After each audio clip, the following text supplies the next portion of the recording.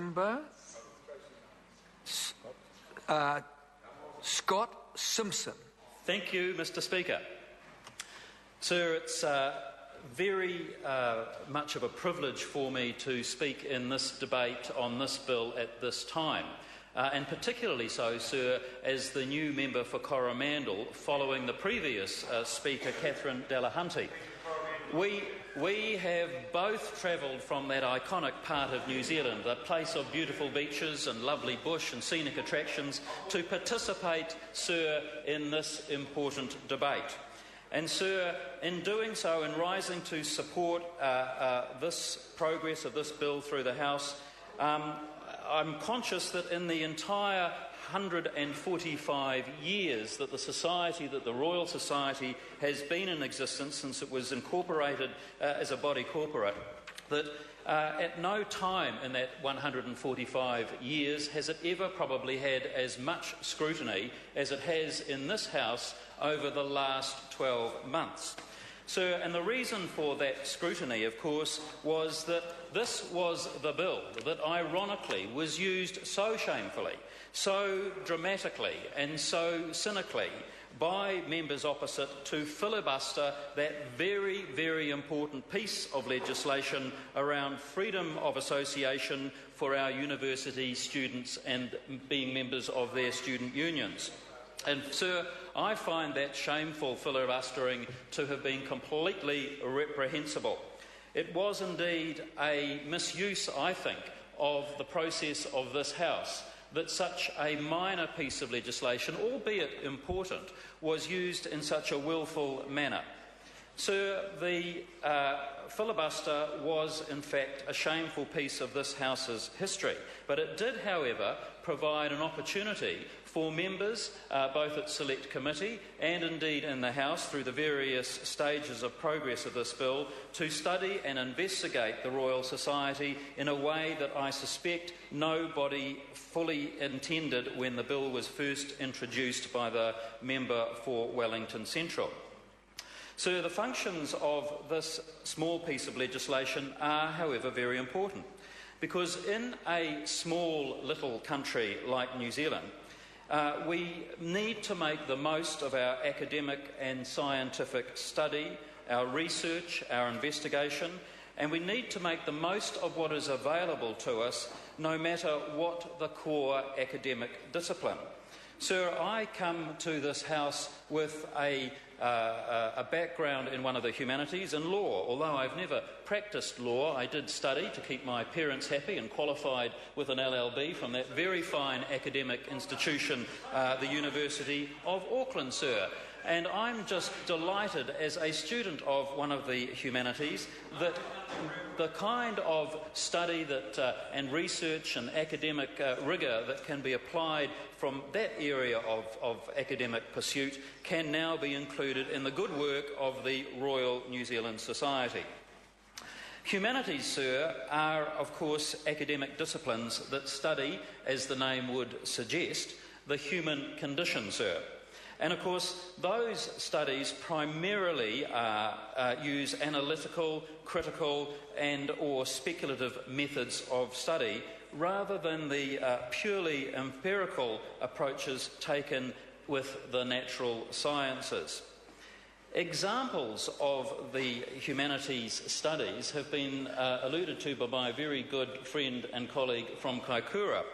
And they include, of course, the ancient and modern languages, literature, as I've mentioned, the law, the study of the law, history, philosophy, religion, of course, will be of interest to my colleague, the member for Tamaki, and, of course, the visual and performing arts, including these days music and theatre, sir.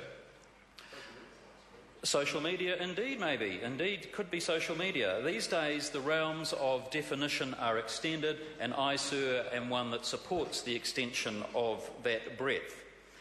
Sciences are, however, by definition, seeking a more testable explanation and predictions about the world and what occurs in our world. Humanities look more at the human side of things, as indeed the name suggests. So, sir, this bill will strengthen the society by extending its work, by extending its reach, and by extending its output.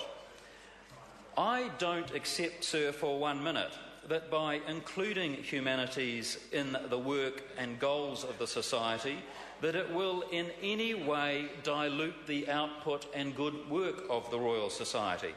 Indeed, sir, it's my view that the reverse will be true.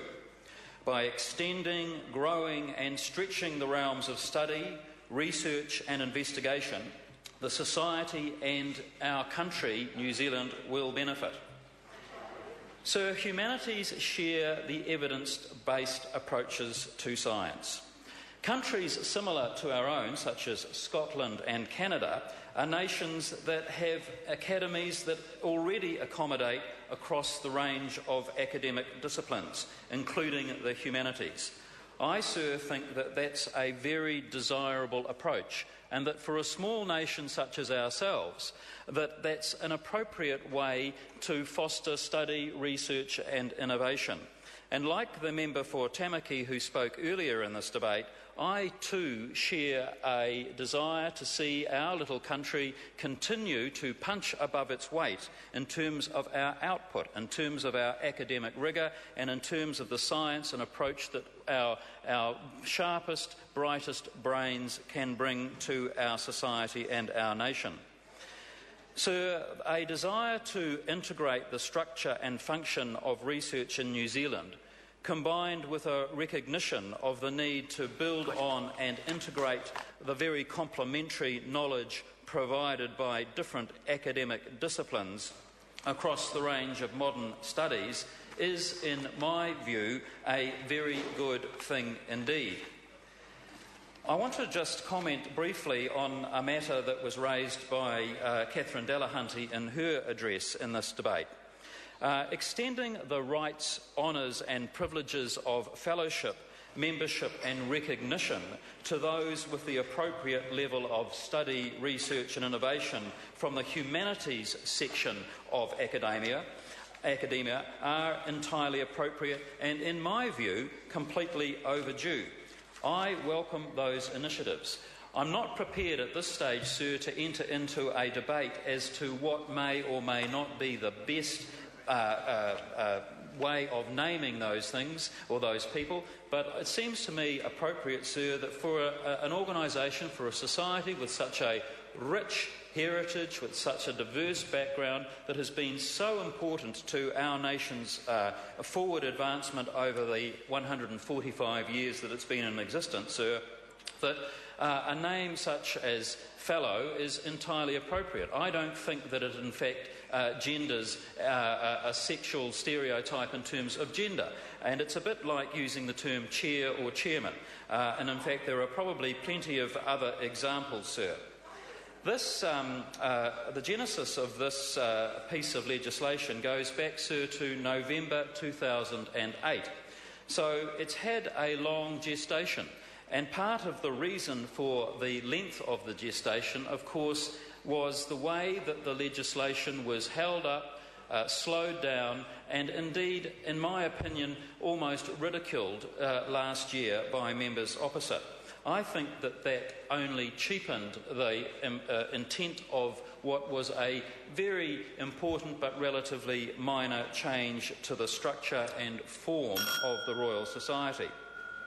The decision to make the change was based on a desire, sir, to integrate the structure, function and of research in New Zealand, and a recognition of the need to build on and integrate complementary knowledge provided by the full array of academic disciplines. And, sir, I'm in favour of that. I rise and have spoken now for some few minutes in support of that, and it's my intention to continue to do that, because that's, I'm sure, why we have come here. It's to advance New Zealand, it's to advance our opportunities as a nation, and the Royal Society, sir, does it in a most admirable way. They have a fine tradition, a fine heritage, one that we as New Zealanders can all be proud of. Sir, it's with very great pride and a sense of honour and privilege that today I speak in support of this bill. Thank you. Call Tracy Martin. Thank you, Mr. Speaker. I rise on behalf